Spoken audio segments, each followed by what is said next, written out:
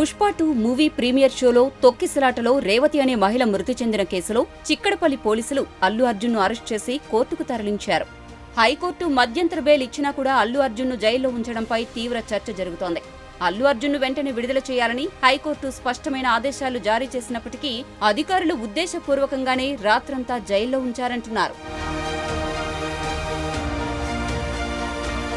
ఇదంతా ఒకెత్తైతే చంచల్గూడ జైల్లో పుష్ప ఎలా ఉన్నారు, ఏం చేశారు, ఆయన తీరు ఎలా ఉంది అన్న అంశంపై ప్రత్యేకంగా చర్చ జరుగుతోంది.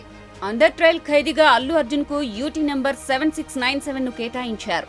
సెలబ్రిటీ వీవీఐపీ కావడంతో జైల్లో మంజీరా బ్లాక్ లో ఆయనకు గదిని కేటాయించారు. ఆ గదిలో ఆయన ఒక్కరే ఉండేలా జాగ్రత్తలు తీసుకున్నారు. మిగిలిన ఖైదీలతో కలిసి ఉంచకుండా ప్రత్యేక జాగ్రత్తలు తీసుకున్నారు. అల్లు అర్జున్ను బ్యారక్లోకి తీసుకెళ్లే సమయానికే చంచల్గూడ జైల్లోని ఖైదీలను వారి బ్యారక్లోకి తీసుకెళ్లారు.